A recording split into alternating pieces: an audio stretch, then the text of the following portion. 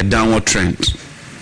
However, as a new government, we recognize that these challenges did not only pose as a difficult situation, but presented opportunities for us to transform the energy sector into one that is robust, resilient, and more importantly, green. We immediately set about addressing these issues through a multi-pronged approach. Firstly, we took steps to deal with the short-term challenges by stabilizing the grid, as well as pursuing medium to long-term investments in generation, transmission, and distribution sector, whilst addressing petroleum sector-related challenges. Under the able leadership of His Excellency President John Dramani Mahama, we engaged investors in the upstream sector and pursued reforms in the downstream sector to address the dwindling fortunes in our exploration and production drive, whilst bringing about overall efficiency in the downstream sector. I am happy today to announce to you, members of the press, that these policy interventions are beginning to show positive strides and positive trends. The government has taken decisive steps to reposition Ghana's energy sector as a reliable engine of economic growth, industrialization, and social development. I will now use the opportunity to talk about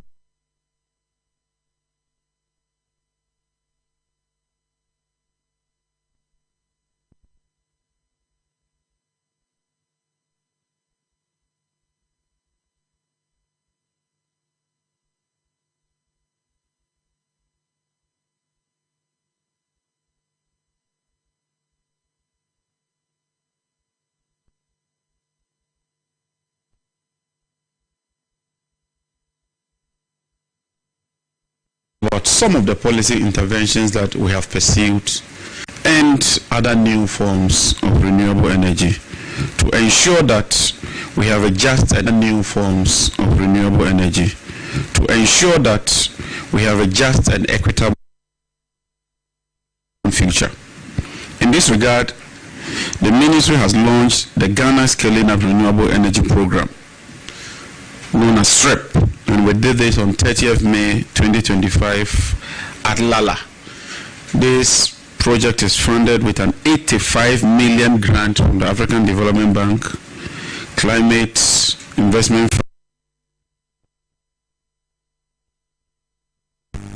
Communities, and ensure that we supply 1,450 solar home systems for remote grid households and public facilities. The ministry is also facilitating the development of a 200 megawatt solar project at various locations across the country. In addition, a 25 megawatt floating solar plant is being built at the Bui power station to bring the total capacity to 30 megawatts, with the floaters being manufactured locally in line with our local content participation policy. The VRA is also developing a 30 megawatt floating solar facility at the Pong Hydro Reservoir and is being funded by KFW. What we are seeking to do is that we are deploying a lot of solar panels to feed into the grid. So daytime we will depend on these solar panels, then in the night we will switch to hydropower so that the hydro dams more or less become like battery storage. In that way we can bring about longevity in terms of how we manage our hydro dams. As part of efforts to increase local content and local participation in the renewable energy sector, we've gone into partnership with the International Solar Alliance to train Ghanaians in solar energy technologies, and this will certainly create a lot of jobs. And we are also hosting the 7th Africa Regional Committee of the International Solar Alliance from 2nd to 4th September 2025 under my leadership as Vice President of the Alliance. And I encourage all of you to participate in this program. We are working very hard to also ensure that we realize the Renewable Energy Authority Act. We've made significant progress and we'll be going to Parliament for approval. To address the funding gap and to ensure that we achieve our objective, we have established a Renewable Energy and Green Transition Fund so that we can leverage on that fund to raise capital to invest massively in renewable energy. We are also working to ensure that we distribute 450,000 LPG cook stove to increase access to clean cooking in Ghana. Ladies and gentlemen, as part of our street lighting project, I'm happy to announce that we've commenced the installation of all-in-one solar street lights. We intend to do 23,500 units covering a distance of 700 kilometers so that gradually we can take solar as the main focus and move our street lights away from the grid. The street lights depend largely on the grid, and unfortunately these street lights come on during the peak period. The difference between the peak period and the off-peak period can range around 400 to 600 megawatts.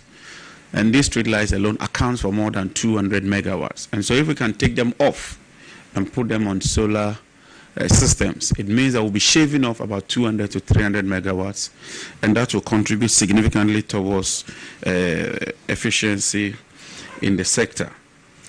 We are working very hard to also bring some departments, agencies, and government schools and clinics on board by installing solar rooftops. And if we do that, it means that would also be bringing about efficiency and reducing the electricity bills of these institutions. A couple of weeks ago, we launched our EV promotion program so that these EV vehicles would depend on solar for charging. I commissioned the first one at the Energy Commission, and as part of government efforts, we are importing the first EV vehicles for government agencies.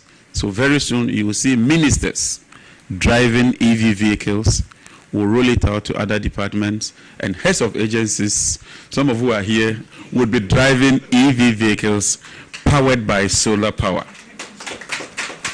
We will, in collaboration with the private sector, extend it to commercial drivers and other users so that EV vehicles would become a norm as far as the nation is concerned. This year, the ministry is developing a 5-year strategic document for the implementation of renewable energy and our green transition agenda. This will serve as a blueprint to guide us so that Ghana can make strides when it comes to renewable energy. May I now, with your permission, turn my attention to the power sector. That is the electricity sector. Ladies and gentlemen of the press, we can confidently say that Ghana's energy sector is indeed showing signs of stabilization and improvement, driven by ongoing reforms aimed at addressing both technical and financial challenges, as well as modernizing infrastructure. The persistent and erratic power outages that had plagued the country when we assumed office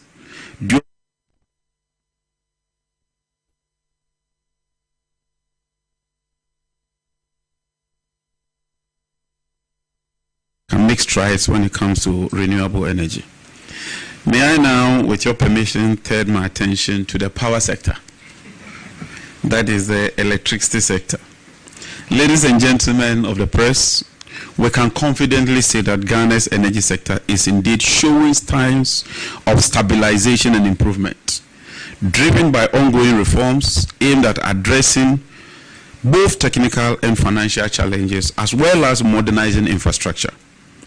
The persistent and erratic power outages that had plagued the country when we assumed office during the beginning of the year has witnessed a remarkable improvement and reliable supply of power. And you can attest to the fact that we are now experiencing reliable, uninterruptible supply of power. This Sunday, when we are undertaking the upgrading of the ENI facility to increase gas production, some people went to town and christened that Sunday as National Doomso Day. Fortunately, through the collaborative effort with all the stakeholders and our technical team, we were able to conduct that operation successfully without switching even 1 megawatt off. And when I went to social media, some people said they were very disappointed Others said that the Honorable Minister had forgotten that he has to switch the lights off. It all attests to the importance of electricity, and we will do everything we can to ensure that we build on the gains we've made and consolidate the gains we've made.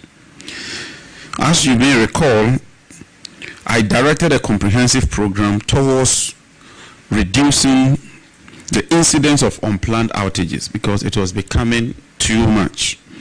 This program involved patrolling and mapping overhead line feeders, identifying construction defects and interference from structures such as buildings, billboards, vegetation, as well as those from rainfall. We identified most of these defective equipment and lines and have been working on them aggressively. And I want to commend ECG under the leadership of Engineer Pekwena for the tremendous work they've done so far. They've constituted 4 gangs alone for Accra, working on a 24-hour shift in line with the President's vision.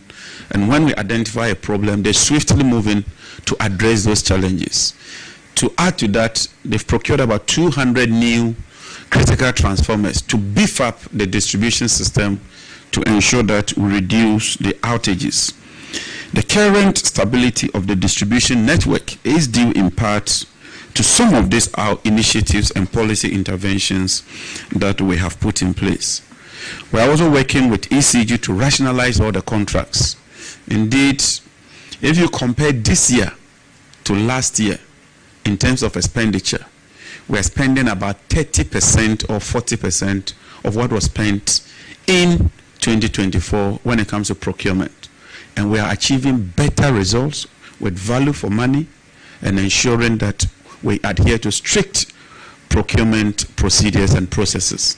And I'm very happy that we are bringing about all this efficiency in the sector because the gains we make would be transferred to the ordinary consumer. I can assure you that we are not going to witness the kind of procurements we witnessed over the years. And as minister, I take full responsibility to ensure that they adhere strictly to some of these measures. So far, 347 supply contracts that have failed to deliver goods within the specific areas are up for review. The goods in these containers were not part of the materials locked up at the ports. These are new containers coming up following procurements that were undertaken previously. They are yet to be delivered. The ECG board has approved the outright termination of 202 of these contracts. The total value of these contracts is estimated at 227 million United States dollars, 1.17 million pounds, 4.08 million euros. The remainder of the 145 contracts are being subjected to additional strict scrutiny and may be terminated depending on the findings. We are determined to ensure that we clean the sector. The ministry has also signed some KPIs with management, and management has also signed KPIs with the regional office and will hold them to account. We are implementing a new billing system, and we've done that in record 3 months. When we assumed office, we realized that the billing system was not fit for purpose. There were a lot of irregularities, and I'm happy to note that the ECG has successfully transitioned to a new billing system they call Zeus. And all other commercial operations have been restored as I speak. ECG has also taken advantage of the transition to enhance its billing system to ensure that they produce commercial processes in its entirety. To bring about efficiency and compliance, in February 2025, I directed that ECG fully complies with the cash waterfall mechanism. I also directed that they operate a single holding account, and also directed that that account should be opened with the Ghana Commercial Bank, a state-owned bank.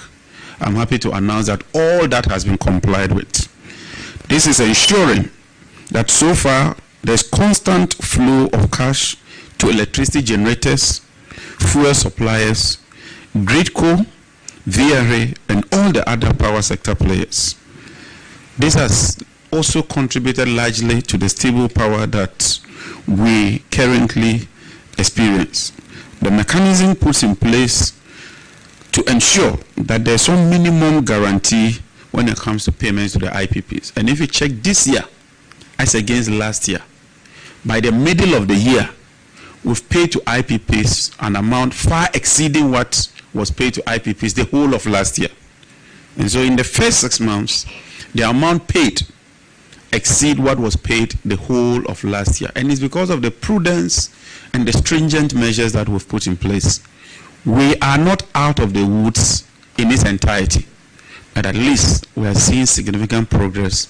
And if we continue on this trajectory, I'm confident that this sector will see real improvement.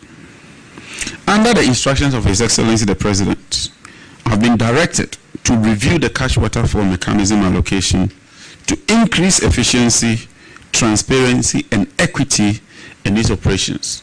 We are making some additional savings, and we want to ensure that those savings are applied in a judicious and efficient manner to bring about overall efficiency in the sector. I'm happy to note that as a result of these policy interventions, ECG's monthly revenues is witnessing some significant increase. This increase represents about 47.3% increment as compared to same period last year. And so as you can see, we are seeing some real significant increase in revenues, but because of the huge challenges and the debt that we encountered, we need to pursue additional policy measures to ensure that we put the power sector on an even keel. We are also working very hard to increase rural electrification. So far, we've connected 63 communities, and we are launching a massive rural electrification project to ensure that we achieve universal access to electricity by the end of 2028.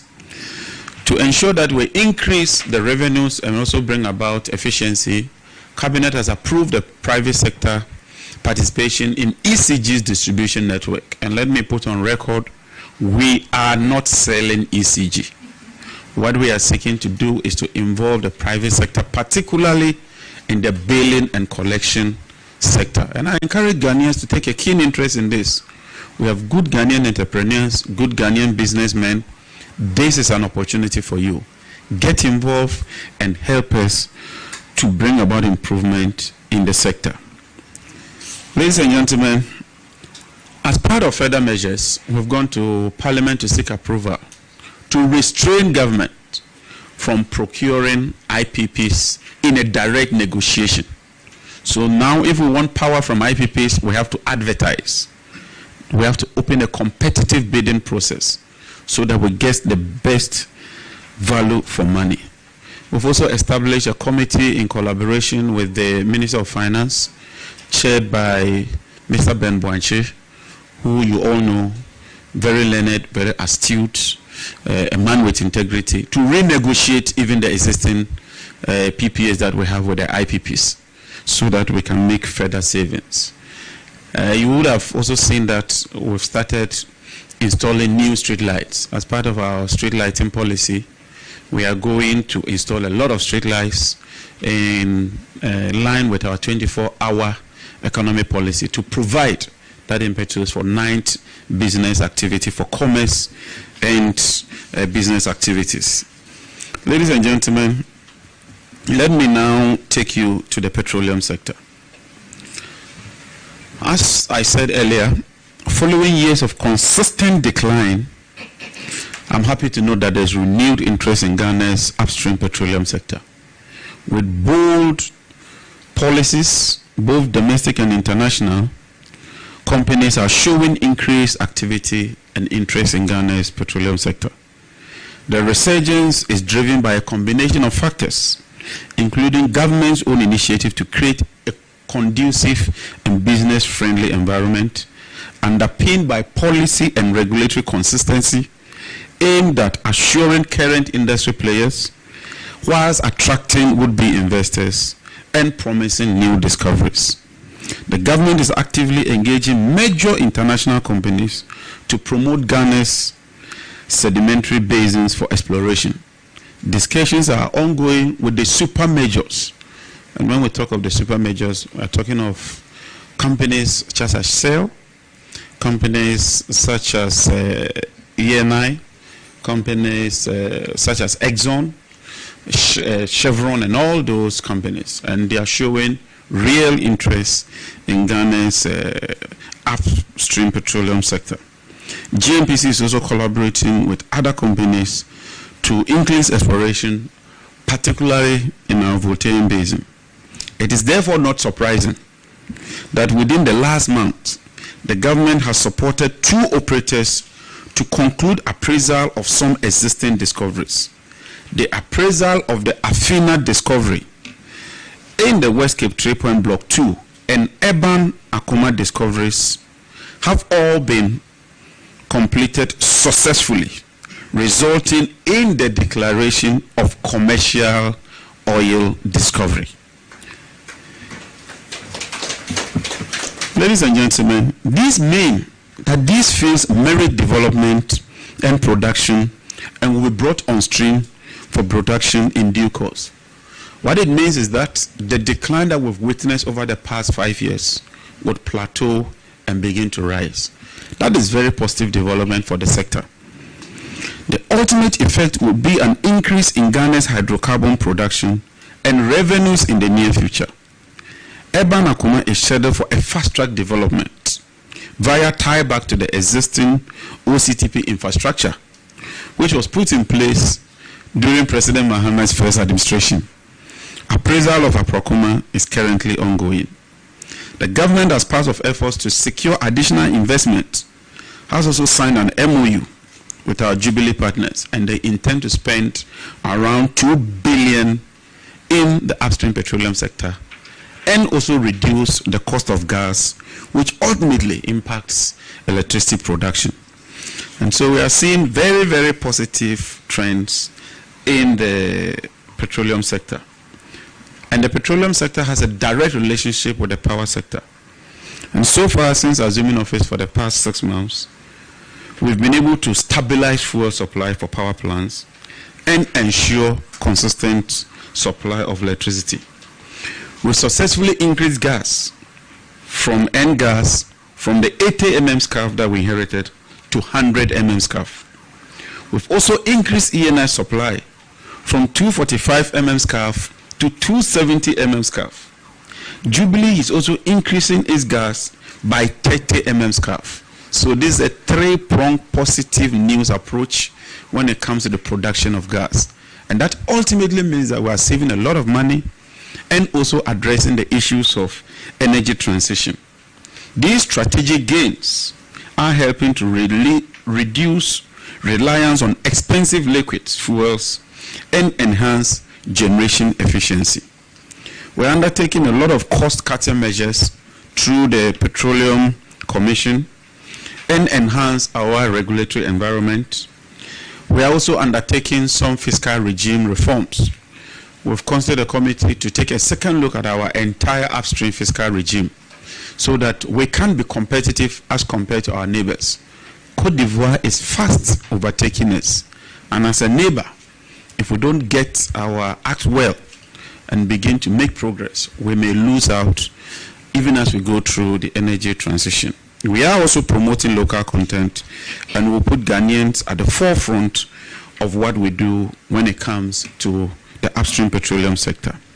In the downstream sector, the thermal oil refinery, unfortunately, has been left to rot without any significant improvement over the last few years. The turnaround maintenance team has been commissioned under the leadership of the current management to ensure that we bring the refinery back on stream. As of December 2024, the refinery's debt stock stood at $517 million. When the previous administration took over, the debt was $350. And so almost $200 million of fresh debt has been added to the debt stock of the thermal oil refinery. As if that is not enough, the refinery has not published its audited account since 2019. We've since engaged auditors to conduct this audit and present same to SIGA and government for action. The new management under the leadership of His Excellency President Mahama is relying on its own IGF for the refinery startup. And I encourage the current administration and management to give of their best. When it comes to gas, the implementation committee for the second gas processing plant has concluded its initial work and presented its final report to the steering committee at the Ministry of Energy and Green Transition. The submission represents a significant milestone towards Ghana's quest to build a second gas processing plant. And so far I can assure you that we are making very, very good progress. In a few months' time, we shall roll out a roadmap, and you would appreciate what we are doing in order to construct a second gas processing plant. Our ultimate aim is to transition towards a gas to power era so that most of our thermal plants would run on gas, and then we can supply domestic gas through our own sources. Ghana Gas is doing about 45%. We've also repositioned Ghana Gas, directed them to cut a lot of cost and refocus on their core mandate. Over the past 8 years, Ghana Gas has not added even 1 kilometer of pipeline to the infrastructure they inherited from us. I have told them that is unacceptable. And let me make it clear to Ghana Gas, as minister, I would have to crack the whip and ensure that you focus on your core mandate and spend your revenues on areas that will benefit the Republic of Ghana. And I intend to do exactly that. We are also focused on the Ghana cylinder because we believe that we can manufacture and produce all our cylinders domestically. The company's machinery dates back to 1998 and has become somewhat obsolete. The retooling process that we have started is expected to enhance capacity, reduce waste, and align Ghana Cylinder Manufacturing Company with international production standards. On this note, let me commend and congratulate Ghana Gas for the amount they've released to Ghana Cylinder so far. We are working with Ghana Commercial Bank to raise a facility to retool and revamp Ghana Cylinder Manufacturing. And we are coming out with a local content policy which would insist that all such cylinders ought to be procured here in Ghana. Once we have that capacity, we have to procure those cylinders and put Ghana Cylinder on the path of recovery. I'm happy to announce that in the downstream sector, we've received a report of the Petroleum Downstream Sector Reform Committee. We are reviewing the downstream as well to align with current trends, and very soon we shall go to Cabinet and Parliament with a new NPA Act. Let me also commend the Bulk Oil Storage and Transportation Company for the efficiency they've brought into the company so far. I'm beginning to see very positive trends. We are already working with Burkina to ensure that we extend a pipeline from Ghana to Burkina so that we become the main hub for Burkina to uplift its products. BOSS is also working very well to ensure that we improve on our strategic stock. And I commend the MD and his deputy for showing leadership and demonstrating competence when it comes to BOSS. To end it, I want to also thank the Petroleum Hub. So far, they are doing very well. They've embarked on some investment drive. We want the Petroleum Hub to anchor our petroleum sector, both upstream and downstream, and attract investments so they can help us in what we're doing to reposition Ghana as the main hub for the West African sub-region. I know that we have commenced export of power to Burkina, to Togo, to Benin, and even to Cote d'Ivoire. That's a positive trajectory. We'll continue on that. To conclude, distinguished guests, esteemed colleagues, and fellow citizens, as we reflect on the past 7 months, I am filled with a sense of optimism for the future of our energy sector. Together, we've made significant strides, and I'm proud to share our achievements.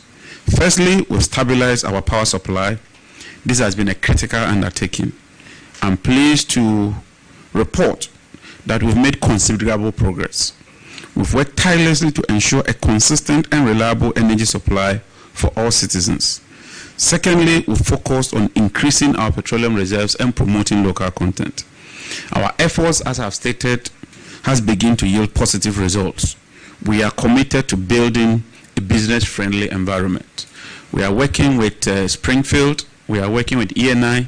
So far, as you may be aware, the unitization debacle, we've resolved it. We are also working with Talo to settle our issues out of court. We are in arbitration. We lost the first case. We don't want to get to the second level. We believe that we can sit around the table and resolve our differences amicably. On the ECG containers, I have received approval from the Chief of Staff, and just this morning, I had a very fruitful meeting with the Minister of Finance. All the containers that have been identified so far, we are constituting a task force led by the Deputy Minister of Energy, with Customs, with GRA, with National Security, and all the relevant agencies, ECG, on board that committee. We intend to establish a custom-bonded warehouse where we would evacuate all the containers to that custom-bonded warehouse, take all the stock and reconcile with all the figures to determine the exact amount of containers that have been retrieved. We would also go through Cabinet to Parliament for approval to exempt taxation on those containers, because there are some critical items in the containers. ECG will use some. The ministry will also leverage on some of the containers and embark on a massive intensification project when it comes to electricity expansion. It's not just rural extension of electricity. In the cities, some people, new developments, they do not have electricity. We cannot have all these containers stuck there whilst we spend the taxpayers' money to buy additional material. And so we are committed to a transparent, open process. And as Minister, I want to thank all my sector heads, all the agencies, and to thank my brother, the Honorable Felix Ofosu Kwache, for demonstrating leadership and providing us with this platform. I'm confident that we'll continue to build on these achievements for a brighter energy sector. Thank you very much, ladies and gentlemen.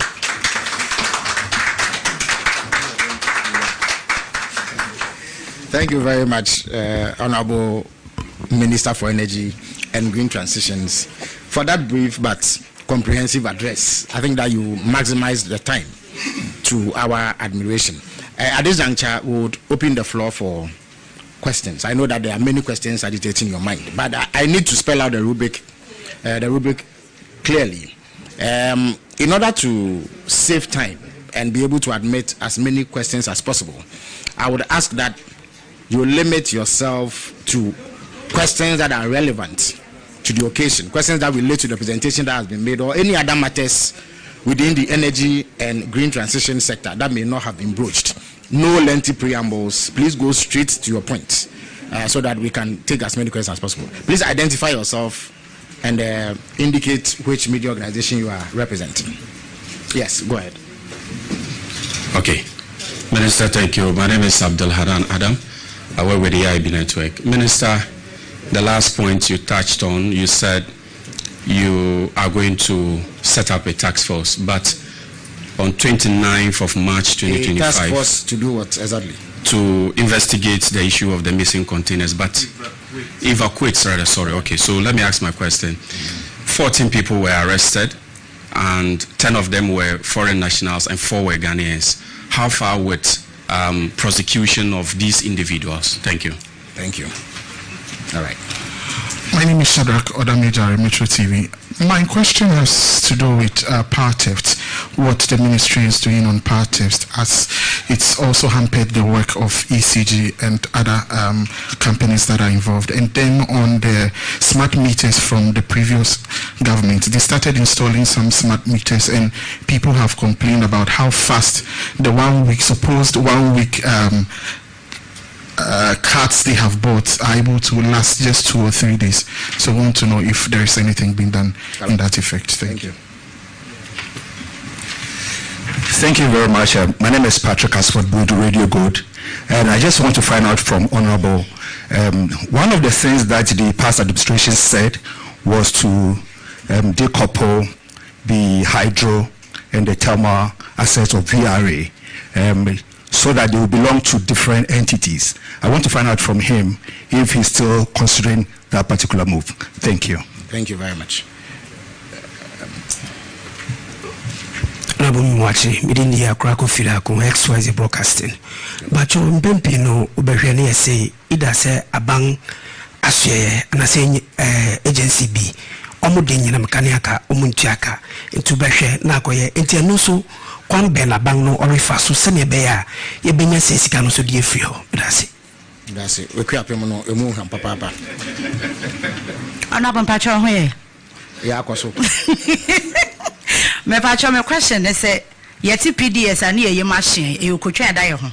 Difference ben the honorable came any PDS in them.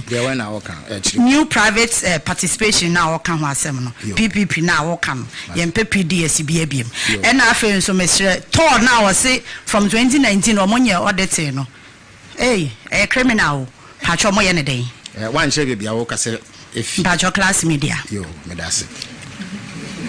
So we'll take the last one for this section and then the minister would answer and we'll come back. My name is Kester Crunchy. I write for the Daily Graphic. So I wanted to know from the minister Shell's participation in the Peckham field. What's the viability of it and what does it bring to the sector? Repeat your question. Shell's participation in Peckham, the field. The president has been talking about it. Right. What's the viability of it and what does it bring to the sector? Also, I wanted to know how much of the energy sector debt that the government met has been paid. Which companies were the beneficiaries? Thirdly, Car Power was threatening to shut down operations. I want to know the negotiations that have been made so far. All right, thank you very much. So the minister would answer these 5 questions and then come back to take another set of questions. Thank you very much.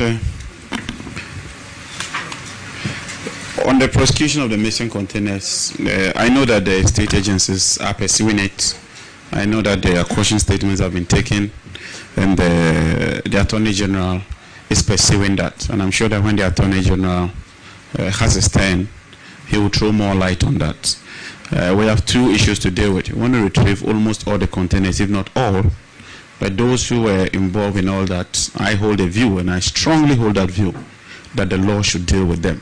And that is my position. It's as simple as that. On the issue of power theft, we've been working very hard with ECG and NETCO. In fact, NETCO, recently some of our staff were attacked when they went on their routine work to ensure that we recover revenue as much as we can. Because anytime you have 3 people consuming power and 1 does not pay, it means that 2 have to shoulder the burden for the other. And so it's in our own interest to ensure that we help these utilities to recover their revenues. And so let me use this opportunity to appeal to all the people in the NETCO area in particular to collaborate with us. This is for the good of the country and is to ensure that we're able to supply power. That ties into agencies. Cabinet approved a policy where all agencies, aside some critical agencies like hospitals, schools, the military and the police, they were not completely exempted. And let me clarify this. They are supposed to be put on post-payment meters, and then the Ministry of Finance will budget and pay for them. Any other agency must be on prepayment meter so that you can plan. So far it's working. It's not been easy, but we are making some progress, and I'm happy with the level of progress we are making. We have to continue. We have no choice than to do that. And I want us to do that because if you want to involve the private sector, then you must raise your company to a level where when the private sector is taking over, they would have a lot more work to do. If we don't do that, what it means is that the private sector will just take over and tweak some few areas and begin to make millions out of us. And so far what we are doing shows that we are making progress. And we are deploying the smart meters. The Minister of Finance is helping us. We haven't abandoned it. We needed to do some audits and do some rationalization because we saw a lot of inefficiency when it comes to the smart meters, and also to audit them so that the issues of the Usain Bolt smart meters are dealt with. The question on whether we intend to have a separate, whether we intend to split VRA. No, our vision, and if you read our manifesto, we rather want to merge VRA and Buidam so that we'll have 3 compartments or 3 entities under that holding company. A thermal company, so that you bring all the thermal assets and put it under one structure. A hydro company, bring all the hydro assets, put it under one structure. Then renewable, then you bring all the renewables and put it under one structure. We do not intend to sell these assets. We rather want to optimize. So if you bring all the hydro sector together, then they can talk among themselves, they can bring about efficiency, and they can reduce overall cost. So you have a holding company, and then you have these three entities, bodies, companies, or institutions, so they can work efficiently and then build capacity. Then PDS, no, we are not going for the PDS approach. The PDS was not a bad approach in terms of that private sector. The only bad thing was that some few greedy individuals decided to cannibalize the process and to sell the shares amongst themselves. If they had stuck to what we were doing and ensure that there was value for money, competitive process, and less political interference, even in this bad form, it showed that the revenues were increasing. So it means that if we can do it better, then we can get real results out of it. And I have assured you and Ghanaians that we would not get involved when it comes to the shares or how people benefit from that company. And that's why we're even involving a transaction advisor from the World Bank just to bring that transparency. But we would own it, we would ensure that we drive it, but we want to do it through a competitive and transparent process. The question was on their audit. Well, the Attorney General will take that up. And then Shell's participation, that's very positive. I mean, the signal effect alone is very, very good. That you are hearing the super majors such as Shell, Exxon, Chevron, and all these big boys showing interest in Ghana. I think it's very positive news. We're also working with Petrobras and some other companies. So we have a good story to tell. Then the debt. Yes, Car Power had threatened to shut down. We had a lot of extensive engagement with them. Under the leadership of His Excellency the President, we were able to raise some money to pay some portions of the debt, quite significant, and I can make that available to you. When we assumed office, ENI, the previous administration had drawn down the guarantee, which was 500 million, to almost zero. So far, we've restored about half of that, and we have a program with ENI and World Bank to restore the guarantee back to 500 million. When you do that, it gives you leverage and it makes your debt servicing much, much lower. Also, we are paying ENI and Talo, and then West African gas pipeline, the reverse flow. You no longer hear of them threatening to shut down. It's because we are paying them. So clearly, as far as I can tell, we're seeing some real improvement in the sector. We just have to continue on that trajectory. We'll take some tough decisions, but we'll appeal to Ghanaians to bear with us. These decisions are necessary to ensure that we bring that sector back on stream. Thank you. Thank you very much. So we'll proceed to take the second and final batch of questions. Komla Klusha, I work at TV3. You spoke about termination of contract at ECG. Are there potential judgment debts? Thank you very much. Thank you for the opportunity. I'm Makosi Aucha, work with City FM and Channel 1 TV. Minister, data from the National Petroleum Authority for the period of 2025, January to now, or to May, indicates that oil marketing companies, that is Star Oil, has taken over as leader of the space. I want to find out what is the plan by government to turn around the fortunes of GOIL as a state company. And then secondly, I want to find out the fuel allowance cut by government. I want to find out what is the projected savings from that decision that you're taking. Thank you. All right. Minister, good morning. I'm Kenneth. I work with Joy News. With the explanations that you gave, it appears that the energy sector is on a right trajectory, although we're not out of the woods yet. Now today, the 1 cedi levy on petroleum products take effect. It was famously suspended because we're told of the Iran-Israel crisis. Now that has ended. And listening to the minister, like I mentioned, it was postponed because of the crisis that we were witnessing. Now, just today, the prices of fuel have gone up. I want to find out how much debt in the energy sector have we cleared, and looking at the trajectory that we're going, prices of fuel are likely to go up again. Is this one Ghana cedi levy on the energy sector here to stay, or will it get to a point where we say enough is enough, we've gotten enough revenue from it, so we're going to clear it? Thank you. In other words, you're asking if there's a sunset clause. If there's a what? A sunset clause. All right, so the minister would answer these questions.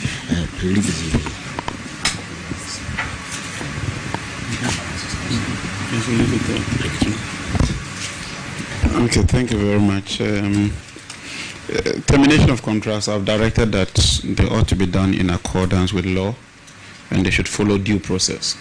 So if you were awarded a contract and you were told to deliver in 6 months, and it's about 8 months and you haven't delivered, and you've shown no cause of ability to deliver, I'm not sure that you can hold the company to ransom.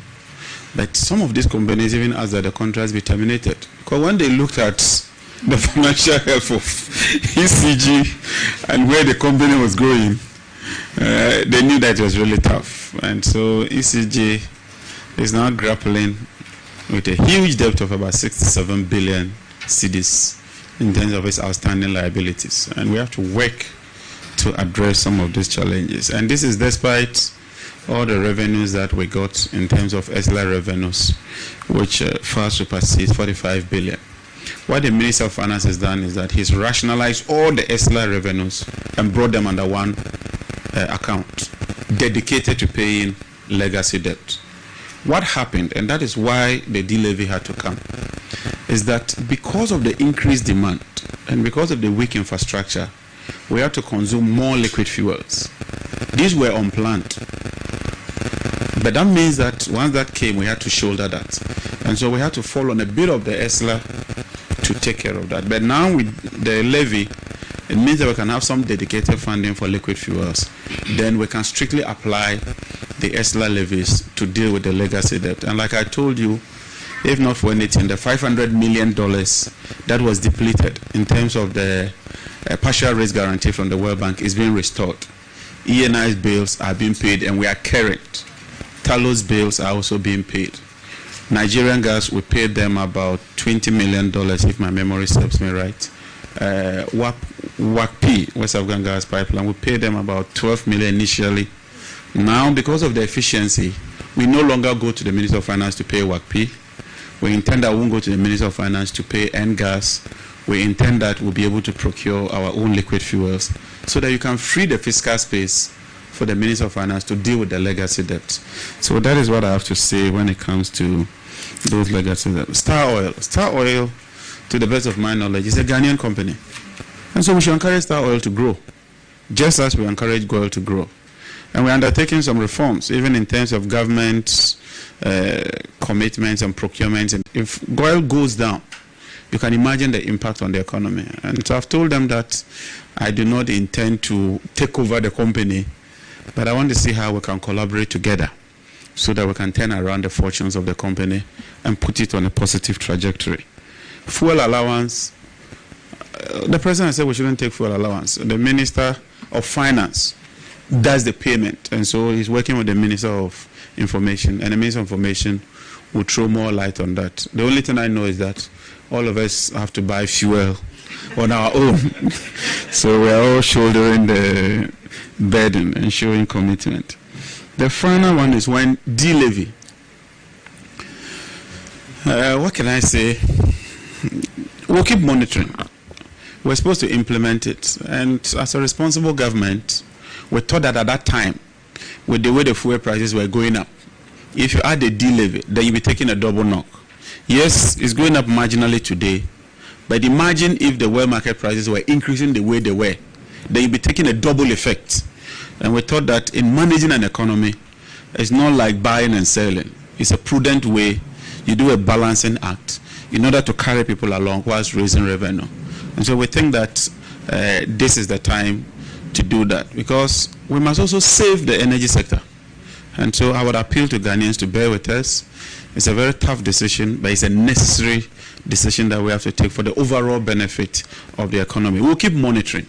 We'll account to you, and where we need to do adjustment, and it's evident that we need to do those adjustments, as a government, I'm very confident that we'll be willing to do that. Minister, I guess this is the last. You didn't answer the bit of how much of the energy sector debt has been cleared since you I gave the indicators, and I said we'll compile that and make it available to you.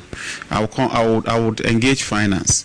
Normally, the debts are paid by the Ministry of Finance, and so I would furnish that information to Minister responsible for government communication. We'll give you a full chart of what we've paid so far, what we inherited, where we are, and what we've done so far, in a very transparent way, so we can make progress. Let me thank all of you. I'm grateful. All right, thank you very much, Minister, for this briefing. Indeed, it has shed light on many of the issues that were agitating our minds. Let me remind friends of the media present here that on Friday, the Minister for Health, the Honorable Kwabena Minta Kando, will be here to account for his stewardship in the last 6 months and answer any questions that you may have. On Monday, the Minister for Defense will be here to show how he has proved Ghana against external aggression and how he has been able to oversee the affairs of the Defense Ministry.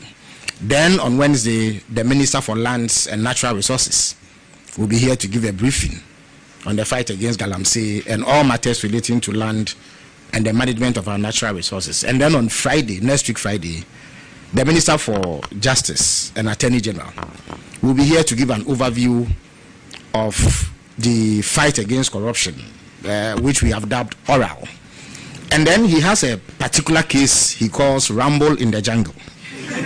So he will shed light on this Rumble in the Jungle, which has to do with the overall effort to punish corruption and retrieve whatever it is that may have been illicitly accrued by public office holders. So until then, I thank you all for coming. Good morning.